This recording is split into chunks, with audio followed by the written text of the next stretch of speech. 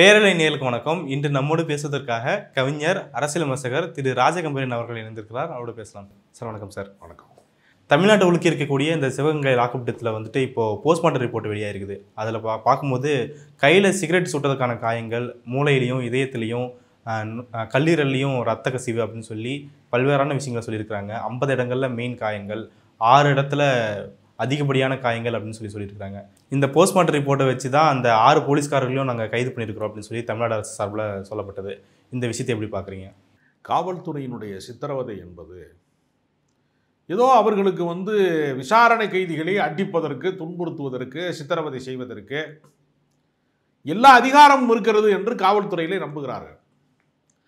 பிரிட்டிஷ்காரன் காலகட்டத்திலே தான் இப்படிப்பட்ட கொடூரமான சித்திரவதைகள் நிகழ்ந்ததாக சொல்வார்கள். ஆனால் அந்த போலீஸ் செட்டப் என்பது பிரிட்டிஷ்காரன் காலத்திலே இருந்து இன்றைய நவீன காலம் வரைக்கும், அறிவியல் வளர்ச்சி பெற்றிருக்கிற இந்த நவீன காலம் வரைக்கும் எந்த மாற்றமுமே இல்லை. குற்றம் நிரூபிக்கப்படாத ஒருவர், சந்தேகத்தினுடைய நிழல் படிந்திருக்கிற ஒருவர், அவ்வளவுதானே தவிர அவர்தான் எடுத்தார் என்பதை யாரும் பார்க்கல, உறுதிப்படுத்தல. சித்திரவதை செய்து நீ ஒப்புக்கொள், இந்த குற்றத்தை நீ தான் செஞ்சேன்னு ஒத்துக்க என்று அதுக்காக தான் அடிச்சிருக்காங்க. இவ்வளோ. இன்னொரு பக்கம் பார்க்கும்போது அவர் எடுக்கலாம், ஏன் அந்த அளவுக்கு அடிச்சிருக்க போறாங்கன்ற ஒரு கேள்வி வைக்கிறாங்க. இல்லை, அதாவது எடுத்ததை யாரும் பார்க்கவில்லை. ஒரு யூகத்தின் அடிப்படையில் தான் ஒரு புகார் அளிக்கப்படுகிறது. அப்போ அவருக்கு உண்மையிலேயே உயிர் போகிற, உண்மையிலேயே கிரைம் செஞ்சிருந்தா, இந்த குற்றத்தை அவர் செஞ்சிருந்தா, உயிரா நகையா என்கிற இடம் வருகிற போது உயிரை காப்பாற்றிக் கொள்வதற்காக தன்னுடைய பிடிவாதத்தை தளர்த்தி, நான் இந்த இடத்துல வச்சேன், நான் தந்துடுறேன், நான் என்னை விட்டுருங்க அப்படின்னு சொல்லக்கூடிய ஒரு இடம் இருக்கிறது. அவர் கடைசி வரைக்கும் அதை ஒப்புக்கொள்ளவே இல்லைங்கிறதுக்கு பின்னாடி என்ன இருக்கிறதுனா, அவர் எடுக்கலைங்கிறது தான் உண்மையாக இருக்கிறது. அவர் எடுத்தார் என்பதற்கு எந்த சாட்சியங்களும் இல்லை. முதல்ல நகை தொலைஞ்சிச்சாங்கிறதே பல பேருக்கு சந்தேகமாக இருக்குங்கிற அளவுக்கு, ஏன்னா புகார் அளித்தவருடைய யோக்கியதையும் சேர்த்து பார்க்கப்பட வேண்டிய கட்டாயம் இருக்கிறது.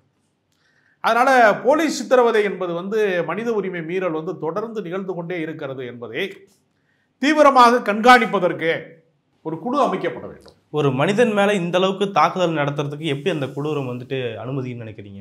இல்லை, போலீஸினுடைய பயிற்சி என்பது, நீங்கள் தடியடி நடத்துவது, நீங்கள் ஒன்றும் இல்லை, போர்க்காலங்களிலே மிக கலவர காலங்கள், போர்க்காலங்களிலே கலவரத்தை அடக்குவதற்கான உத்திகளில் ஒன்றாக எல்லாரும் தெருவுக்கு வந்துட்டான், ஆம்பளை ஊரம் தெருவுக்கு வந்துட்டான், கலவர சூழலில் உள்நாட்டு போர் மாதிரி நடக்கு அப்படிங்கிறப்ப இராணுவ நடவடிக்கையாக என்ன செய்வாங்கன்னா, பெண்களை பாலியல் வன்புணர்வு செய்வது, வீடு புகுந்து வன்புணர்வு செய்யும்போது எல்லா ஆண்களும் வீடு திருப்பிடுவாங்க. இது போரினுடைய ஒரு உத்தி என்று கருதுகிறான். அப்போ போரிலே எந்த அறமும் கிடையாது, எந்த தர்ம நியாயங்களும் கிடையாது. ஏன்னா ஒருவனை கொலை செய்வதற்கு இன்னொருத்தருக்கு அதிகாரம் கிடையாது. இயற்கை படைத்த உயிரை இயற்கை தான் திரும்ப எடுத்துக்கொள்ள வேண்டுமே தவிர மனிதனுக்கு இன்னொருத்தனுடைய உயிரை பறிப்பதற்கான அதிகாரமே கிடையாது. அந்த அதிகாரத்தை தருவதுதான் இது மாதிரியான வன்முறைகள். அதாவது காவல்துறை என்பது ஒழுங்குபடுத்தப்பட்ட ஒரு வன்முறை அமைப்பு. அது சொத்து இருக்கிறவனை, கோடீஸ்வரனாக இருக்கிறவனை, அதிகாரம் மிக்கவனை பாதுகாப்பதற்கான அமைப்பு தான். நம்ம நடைமுறையில் அப்படித்தான் இருக்கிறது. அது மக்களுக்கான காவலன்னா, நீங்கள் பாதிக்கப்பட்டவர்களுக்கு நியாயம் தேடி தருவதற்கு இதுவா வழிமுறை? திருட்டை விட கொலை தானே பெரிய குற்றம்.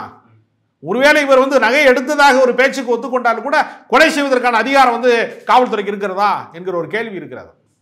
அப்போ காவல்துறைக்கு அவ்வளவு பெரிய அதிகாரத்தை தருவது யார்? அந்த உளவியல் அவர்களுக்கு எங்கிருந்து வருகிறது? ஒரு மனிதனை நீங்கள் கொடூரமான முறையில் தாக்குவதற்கு, மிளகாப்பொடியை தூவுறது, அவனுடைய வாயில் கஞ்சாவை குடிக்க வச்சுலாம் அடித்தாங்க.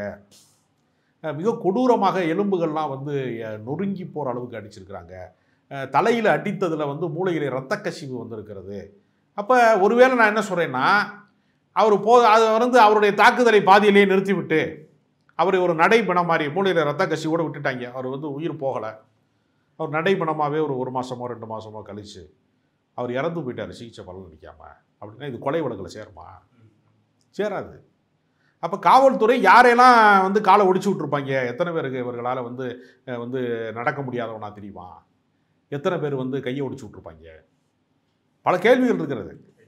நடைமுறையில் பல பேரைக்கு அந்த மாதிரியான செய்யக்கூடிய வாய்ப்பு அவர்களுக்கு இருக்கிறது. அப்போ நிகிதா என்பவர் யார்? காவல்துறைக்கு உத்தரவு போடக்கூடிய அந்த அதிகாரம் அவருக்கு எங்கிருந்து வருகிறது?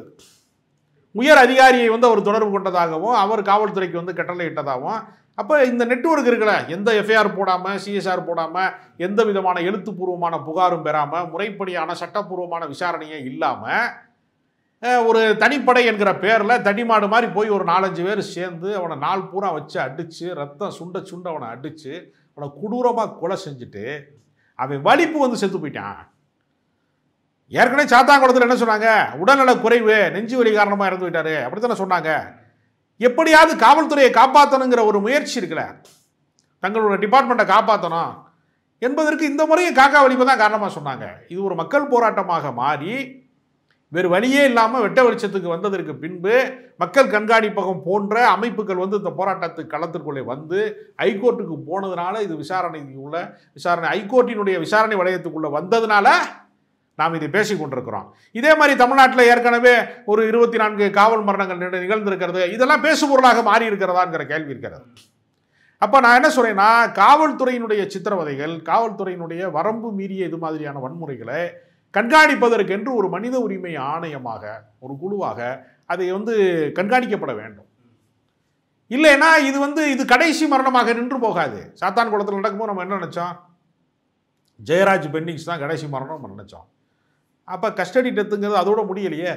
இப்பொழுது அஜித் குமார், அப்போ எடப்பாடி பழனிசாமி ஆட்சியில் இருக்கும்போது யாரெல்லாம் காவல்துறையில் பணியாற்றினார்களோ அவங்க தானே ஸ்டாலின் அவர்களுடைய ஆட்சியிலையும் பணியாற்றுறாங்க. நிர்வாக கட்டமைப்பு அதே கட்டமைப்பு தானே, அதே போலீஸ் தானே, அதே தாசில்தார், அதே கலெக்டரு, பதவி மாற்றம் தானே பண்ணியிருப்பாங்க. இப்போ அந்த கட்டமைப்பை வைத்துக்கொண்டு நம்ம அதே வேலையை செய்கிற போது அதே மாதிரியான தவறுகள் திரும்ப நிகழ்கிறது. அது ஆட்சியின் மீதான தவறாக வேறு மாற்றப்படுகிறது. இப்போ இந்த ஆட்சியின் மீதான தவறாக மாற்றப்படாமல் இருக்க வேண்டும்னா காவல்துறையில் சீர்திருத்தம் வேணும். அவர்களுக்கு மனித உரிமை சார்ந்த விஷயங்களை சொல்லிக் கொடுக்கணும். இன்றைக்கு நவீன விஞ்ஞானம் வந்து வளர்ந்ததற்கு பின்பு எத்தனையோ முறையில் குற்றங்களை கண்டுபிடிக்கலாம். இப்போ உதாரணத்திற்கு ஒரு பிரபலமான திரைப்பட நடிகன் வந்து போதைப் பொருளை பயன்படுத்தினான், கொக்கைன் கண்டுபிடித்தான். அவனை தலையில் கட்டி வச்சு அடிச்சா கண்டுபிடிச்சாங்க? அலைபேசியில் யாரோட தொடர்பு கொண்டு இருக்கிறாரு, எவ்வளோ பணம் அனுப்பியிருக்கிறாரு, என்ன செஞ்சாருங்கிறத வச்சான கண்டுபிடிச்சாங்க. அப்போ அறிவியல் ரீதியாக கண்டுபிடிப்பதற்கு எத்தனையோ வாய்ப்பு இருக்கிறது. அந்த காரை பார்க்கிங் பண்ணும்போது யார் கொண்டு போய் விட்டாங்க, யார் கதவை திறந்தாங்க, யார் உள்ளே போனாங்க, அதை எடுத்துகிட்டு போனாங்களாங்கிற சிசிடிவி கேமரா வச்சு கண்காணிக்க முடியும்ல. சாதாரண தேநீர் கடையிலையும் சலூன் கடையிலையும் இன்றைக்கி சிசிடிவி கேமரா வேலை செய்கிற போது ஒரு பிரசித்தி பெற்ற அறநிலையத்துறைக்கெல்லாம் சொந்தமாக இருக்கக்கூடிய ஒரு கோவில் இருக்கக்கூடிய தெருவில் ஒரு சிசிடிவி கேமரா வேலை செய்யாதா? எவ்வளவோ நவீன நுட்பங்களின் வழியாக, அறிவியலின் வழியாக ஒன்றை கண்டுபிடிக்க முடியும் தானே. கைரேகைன்னு என்று சொல்லக்கூடிய அந்த தடயவியல் ஃபோரன்சிக்கில் வந்து பல இதை பண்ணி கண்டுபிடிக்க முடியும் தானே. இப்போ எத்தனையோ வாய்ப்புகள் இருக்கிறது. அடித்து துன்புறுத்தி தான் குற்றத்தை ஒப்புக்கொள்ள வைக்க வேண்டும் என்கிற பழைய நடைமுறையை இவங்க பயன்படுத்திட்டு. இப்போ நிக்கிதாவை பற்றி குறிப்பிட்டிருந்தீங்க. அவங்க வந்துட்டு ஒரு கேடரில், ஐஏஎஸ் கேடரில் இருக்கிறவங்க கூட தொடர்பு இருப்பதாகவும் அதுக்கப்புறம் தான் வந்துட்டு ஆர்டர் பாஸ் பண்ணதாகவும் சில கருத்துக்கள் வரதை பார்க்க முடியுது. இப்போது நிக்கிதாவோட பின்னணி பற்றி பார்க்கும்போது பல்வேறு குற்றச்சாட்டுகள், பல்வேறு வழக்குகள், எஃப்ஐஆர், பண மோசடி வழக்கு, வேலை வாங்கி தரதா சொல்கிறது, துணை முதலமைச்சர் பேரை பயன்படுத்துது அப்படின்னு சொல்லி பல்வேறு நெட்வொர்க்குகள். நேற்று அதிசயமாக பார்க்கும்போது திருமாறன்ஜி வந்துட்டு கல்யாணம் பண்ணி என்னை ஏமாற்றிட்டாங்க அப்படின்னு சொல்லி புகார் கொடுத்துருக்காரு. வரதட்சணை கொடுமையாக சொல்லி என்கிட்ட 10 லட்ச ரூபாய் ஆட்டை போட்டு போனாங்க அப்படின்னு சொல்லிலாம் புகார் கொடுத்துருக்காரு. இந்தமாரி விஷயங்கள் பின்னணி வச்சு எப்படி பார்க்குறீங்க?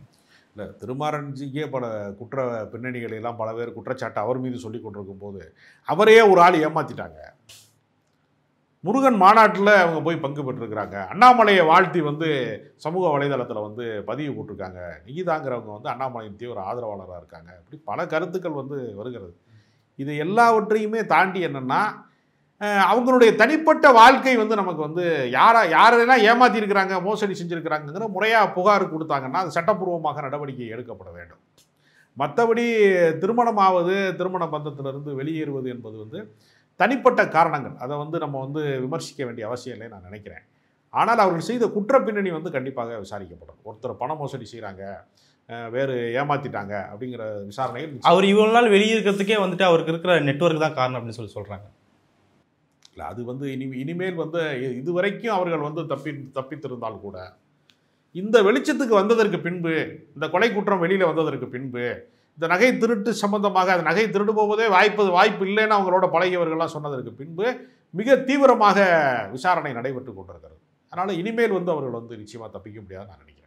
இதில் நிக்கிதாவோட புகார் அப்படிங்கிறது முன்னுக்கு பின் முரணாக இருக்கிறத பார்க்க முடியுது. நகையை பார்த்த நேரத்தை வந்துட்டு முன்னாடி ஒன்று சொன்னதோ பின்னாடி ஒன்று சொல்கிறதோ அப்படிங்கிறத பார்க்க முடியுது. முதல்ல அந்த புகாரே உண்மையா அப்படின்ற விஷயம் சந்தேகத்தை கிளம்புது. எப்படி புரிஞ்சுக்கிறது? இல்லை, நிகிதா வந்து பல புகார் சம்பந்தமாக பேசுகிற போது முன்னுக்கு பின் முரணாக பேசுகிறார். உதாரணத்துக்கு நாங்கள் ஹாஸ்பிட்டலுக்கு போகிற வழியில் திடீர்னு வந்து நாங்கள் சாமி கும்பிட போனோம் அப்படிங்கிறாங்க. திடீர்னு வந்து நகையை கரட்டி வச்சுருந்தோம். நகையை கரட்டி வச்சதை பின்னாடி வந்து நான் வந்து ஏன் நகை இருக்கிற போது எப்படி கார் சாவியை வந்து கொடுப்பாங்க அப்படின்னு ஒரு கேள்வி. அவர் காரை ஓட்ட தெரியாது. அஜித்குமாருக்கு டிரைவிங்கே தெரியாது. அவர் இன்னொரு ஆள்கிட்ட கொடுத்தாரு அப்படின்னு சொல்கிறாங்க. அப்போ இன்னொரு ஆட்கள் மீது அது அரை மணி நேரம் கழிச்சு தான் அந்த சாவி வந்துச்சு அப்படின்னு சொல்கிறது. அப்புறம் கொஞ்ச நேரம் கழித்து இந்த பூஜை செய்கிற தட்டு மேலே சாவியை நான் வச்சுருந்தேன், திடீர்னு அந்த இது காணாம போச்சு, அதை வந்து ஒரு அர்ச்சகர் கொண்டு வந்து கொடுத்தாரு எப்படின்னு முன்னுக்கு பின் முரணாக.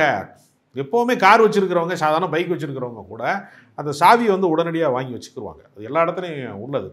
அப்போ நகை இருந்தது திடீர்னு போய் நான் காணான்னு பார்த்தேன். அப்படி இதுக்கு இடையில அந்த சக்கரை நாற்காலியில் அவருடைய அம்மாவை வந்து ஏற்றிட்டு போகிறப்ப அவர் வந்து செலவுக்கு ஏதோ பணம் கேட்டார், 500 ரூபாய் கேட்டார். நான் வந்து 100 ரூபா கொடுக்குறேன்னு சொன்னேன், கடைசியாக 200 ரூபா கொடுத்தேன்னு ஒரு அதில் 2 பேருக்குள்ள வாக்குவாதம் ஏற்பட்டது.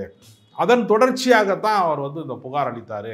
அவருடைய தன் அகங்காரம் தான் அதுக்கு காரணம் அப்படின்னு பல விதமான கோணங்களிலே வந்து சொல்லப்படுகிறது. ஆனால் உண்மை என்ன என்பதை நீதிமன்றம் வந்து நிச்சயமாக வெளியில் கொண்டு வரும். அது உத்தரவு போட்ட அதிகாரி யார், இந்த எப்பொழுதுமே என்ன செய்வார்னா, அரசாங்கத்தினுடைய அதிகாரிகள் செய்யக்கூடிய தவறு அரசாங்கத்தினுடைய அதிகாரிகள் செய்யக்கூடிய தவறு ஒரு ஆட்சியின் தவறாக மாற்றப்படுகிறது. காவல்துறையை கையில் வைத்திருக்கக்கூடிய முதலமைச்சரின் மீதான குற்றச்சாட்டாக இதை மாற்றுறாங்க. உடனடி நடவடிக்கையை வந்து அவர்கள் மீது கொலை வழக்கு பதிவு செய்ததாக இருக்கட்டும், அந்த பாதிக்கப்பட்ட அந்த குடும்பத்திற்கு வந்து அந்த தம்பிக்கு வந்து வேலை வாய்ப்பை உறுதி செய்ததாக, அரசு வேலை வாய்ப்பை உறுதி செய்ததாக இருக்கட்டும், எல்லாவற்றிலையுமே வந்து துரித நடவடிக்கை எடுத்திருக்காங்க. அந்த உயிரை காப்பாற்ற தவறிவிட்ட ஒரு குற்ற உணர்ச்சிக்கு முதலமைச்சர் நேரடியாக வந்து அலைபேசி வழியாக மன்னிப்பு கோரக்கூடிய அளவிற்கு பண்பாடாக நடந்திருக்கிறார்.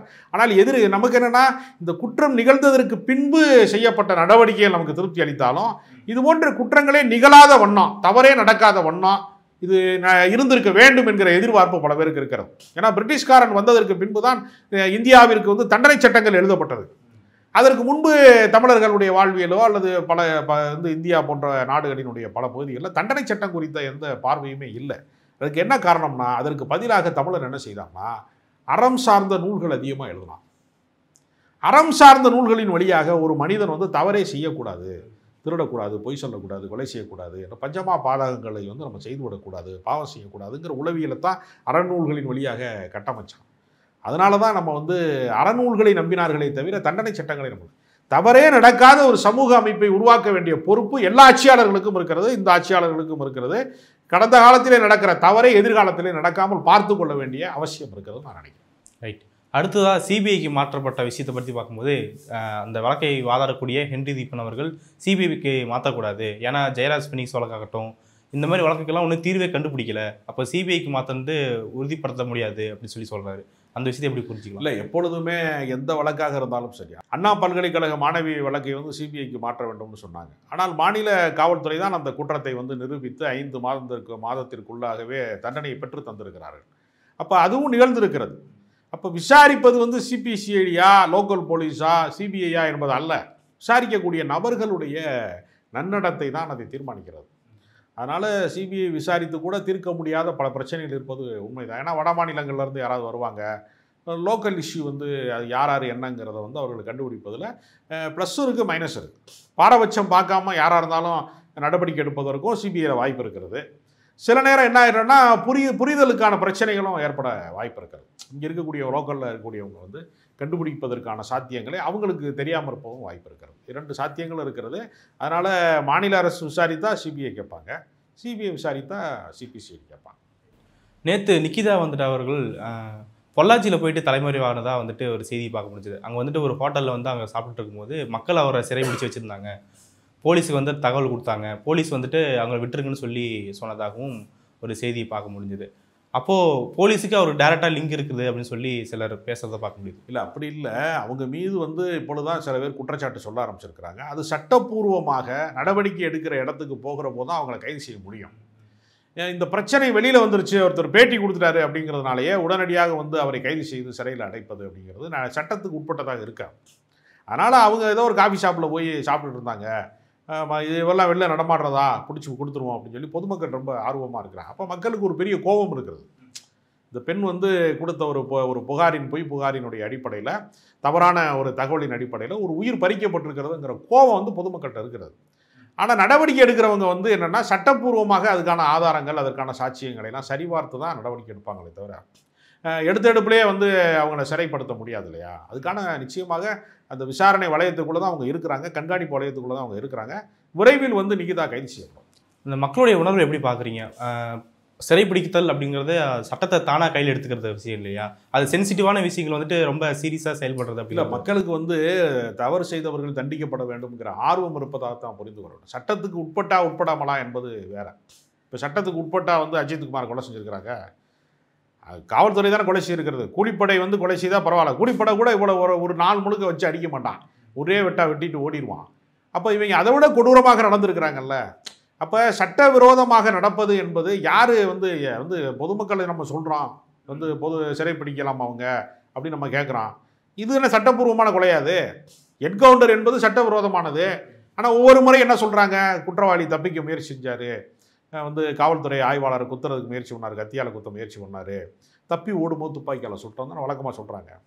அப்போ எல்லா என்கவுண்டருமே அடிப்படையில் போலி என்கவுண்டர் தான். அப்போ எல்லாமே சட்டவிரோதமாகத்தானே நடைபெறுகிறது.